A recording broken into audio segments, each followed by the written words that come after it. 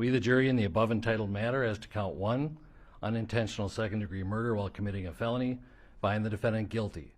Less than 24 hours after the jury began its deliberations, former Minneapolis police officer Derek Chauvin was found guilty of all charges on Tuesday in the deadly arrest of George Floyd, a verdict seen as a rebuke of law enforcement's treatment of Black Americans and a milestone in the fraught racial history of the United States. Are these your verdicts, so say you one, so say you all?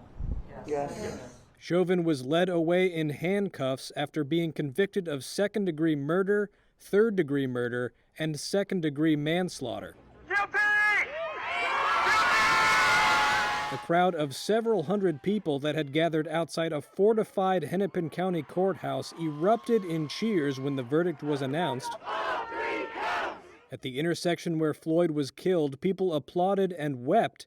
The Cup Foods grocery store, where Floyd was accused of using a fake $20 bill to buy cigarettes, has since become a rallying point for racial justice protests. You have now heard the evidence. The jury considered 3 weeks of testimony from 45 witnesses, including bystanders and medical experts, along with extensive video of Floyd's death from multiple angles. You can believe your eyes, ladies and gentlemen. The prosecution relied heavily on the viral bystander video of Chauvin kneeling on Floyd's neck for more than 9 minutes, which sparked nationwide protests last summer. You have to look at it from the totality of the circumstances. The defense argued that the video did not tell the whole story. You can't limit it to 9 minutes and 29 seconds. Chauvin's lead lawyer said he behaved as any reasonable police officer would, and argued there were other factors that contributed to Floyd's death, including heart disease, his drug use, and even raised the possibility that exhaust fumes from a nearby squad car played a role.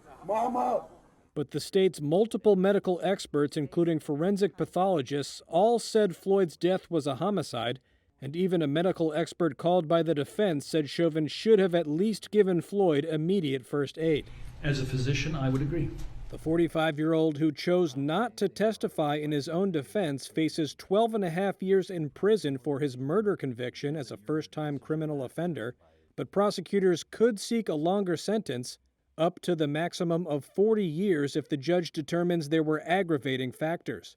The 3 other former Minneapolis police officers are due to face trial later this year on aiding and abetting charges in Floyd's death.